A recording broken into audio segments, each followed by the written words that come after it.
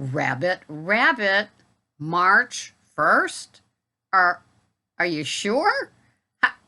How did we get here? I blinked and it's March 1st? Wow. Well, hi everybody. Thank you for joining me here. I've got my Wicked Joe's Italian roast this morning.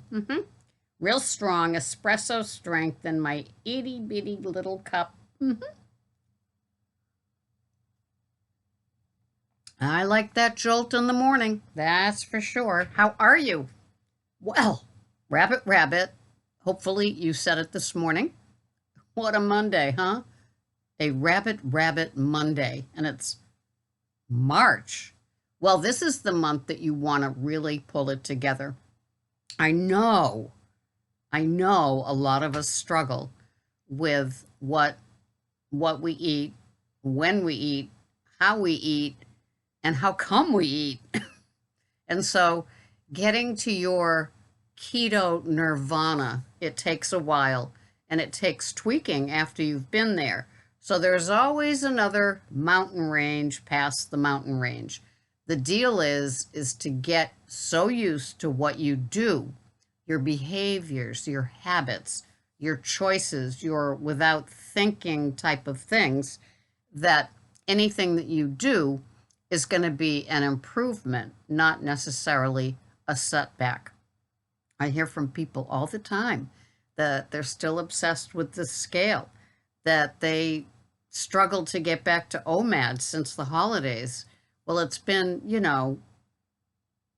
9 or so weeks since Christmas. And so if you're still struggling with getting back to where you were pre-holiday, now's the time to buckle down. It's March. What else do you have planned, right? I mean, maybe you live someplace a little bit warmer than Cape Cod, but this is the time you want to do it. Remember that good feeling you felt when you reached that perfect day that you have. It's different for each of us on the one hand, and it's the same for each of us on the other. The deal is to find what you found and bring it back. If you know that you felt good with OMAD, well then, getting back to it. If you found that you felt good with less veg, more fat, higher protein, and you want to get back to it, there's only one way. I mean, at least for me, to get back to it. It's to use my chronometer and put in what I'm having, make sure I've got the supplies in the fridge, in the freezer, on the pantry shelf, and I get ready to do it. If I was making an adjustment, say from, the amount of protein that I have now to a different amount of protein, well, then I'd make sure that I have enough of that protein, right? And don't have any, get to the no excuse zone. If you've been wishing you could get back to OMAD, but you keep having breakfast, somehow you need to get that juju back that makes you want to do the OMAD again. You know how you felt when you did it, right? And there's nothing like that feeling of oh, this works. Maybe you got off a little bit because you had company for the holidays or you went away for the holidays and it was just what everybody else was doing and suddenly you find yourself doing it. I know you don't want to. So if, for example, you want to go back to your OMAD and it worked so well for you, you loved how you felt, well, when you wake up tomorrow, just know, prepare yourself today. You're not going to have your 2MAD anymore. It's back to the OMAD. Of course there's going to be an adjustment. How could there not be an adjustment?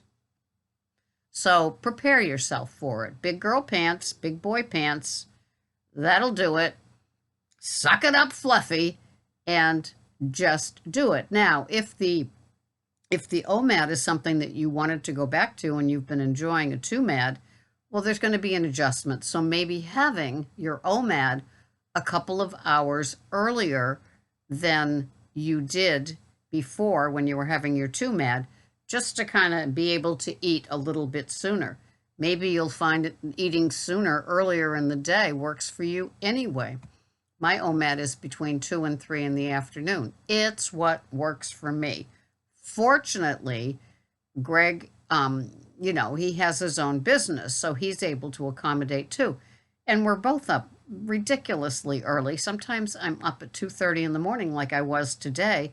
Yes, I get a lot of stuff done, and I know it's going to be like 12 hours till I eat again. That part's fine. I'm okay with that. Um, but at the end of the day, my hiney's dragging. I'm tired. I'm very tired. So I know that. So I do in the morning if I wake up early like I do, I do a lot of food prep. Like this morning, I woke up and I know what I'm having for my OMAD. So I prepared it, all of it, except for I'm having 2 fried jumbo eggs. So, of course, I'll cook that right before I eat. But the other things, the salad is, there it is. Whoop, there it is. And then the veggies that I have, I will, they're cooked already. And so I reheat them low and slow and just get to it. And it's what I love and it's what I do. But there's that. So just if you really, really, really want to get back to your OMAD and you slipped up and for the last 2 months you've been having a 2MAD every day, just it's over. And tell yourself that. It's just, I think that well, I never looked back. So I guess I'm lucky that way. And it was the same when I gave up other parts of my, journey, like coffee loaded with stuff. Now I can say, just black, please.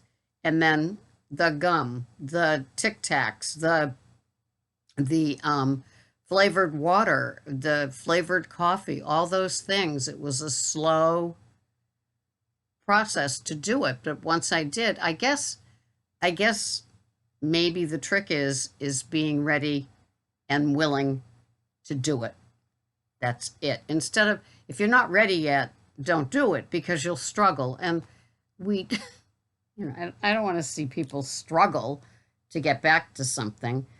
So maybe the adjustment is to be ready and willing and knowing it's going to be a bit of a struggle. Why wouldn't it be? And then, it's like going from having a car every day to sharing a car. There's a struggle involved, right? So eating just a little bit earlier until everything gets adjusted. And if you, have a deal where you sit with a significant other or your family to enjoy your dinner at dinner time later in the day, eat earlier and sit with them until you can work back to that. It's going to be a struggle. That's all. And breaking the scale habit, new people are finding me, as they always do around this time of year, and they're still like hooked on that damn weigh-in. I just weighed myself today, and I weigh myself once a month. Since my Weight Watcher days, I've kept my little journal of what I weigh. And so I weighed myself this morning. Nothing's changed. So I put that in my little book. And that's that. That's that. The scale does not get used again until next month around this time. It's just the way that I do it. But the obsession, I'll get an email from an elderly, well, I guess we're kind of elderly, an older person who starts keto, and 3 days in, they're whining. Well, I only lost 4 pounds and the scale hasn't moved. That's right. That's right. Put that damn thing in the trunk of your car. If you haven't watched me, this is my SmackDown thing.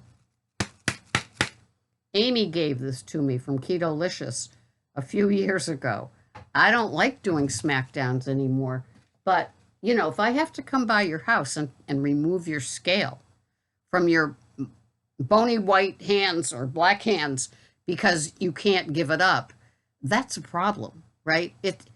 Has the scale ever ever worked for you day in, day out?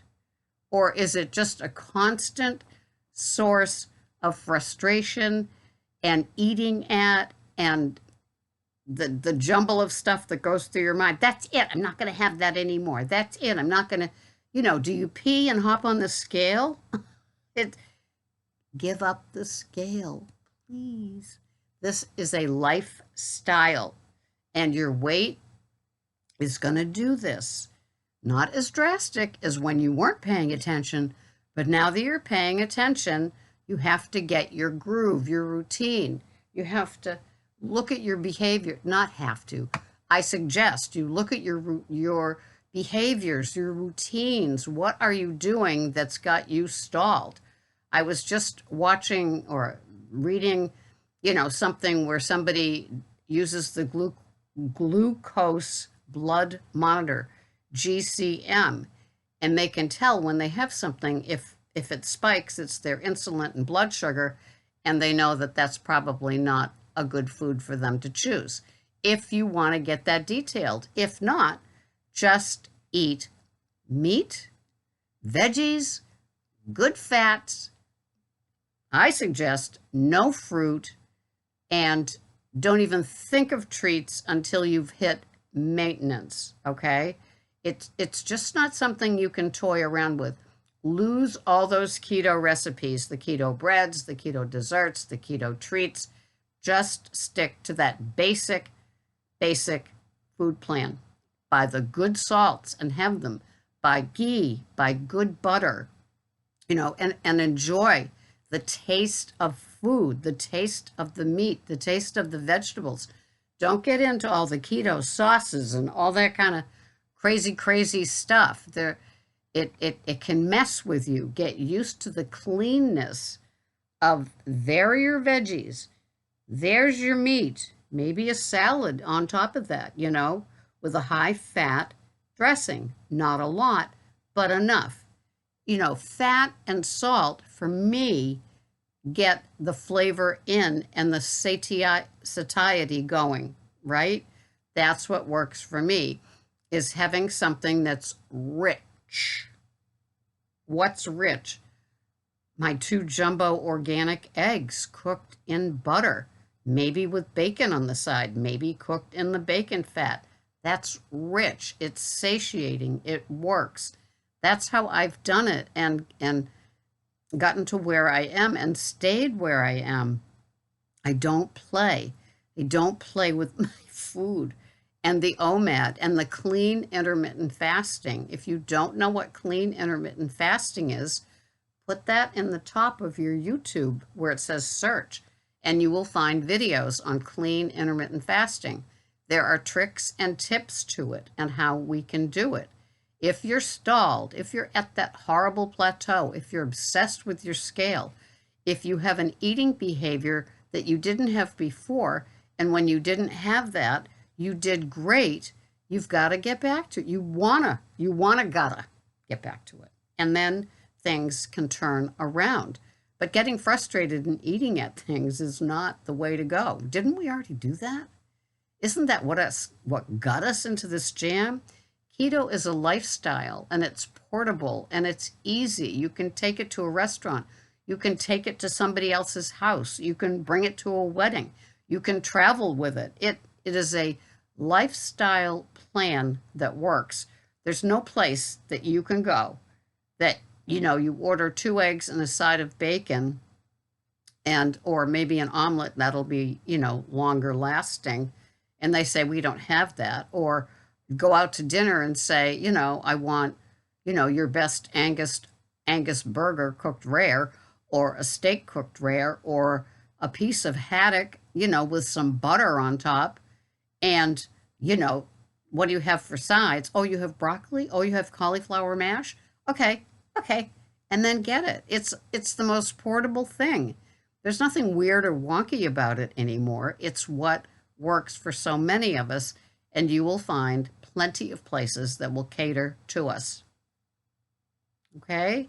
The big game changers for me was getting away from flavored coffee, things in coffee, flavored waters, gum, big, artificial sweeteners big and getting to the black coffee and the plain water and the good salts.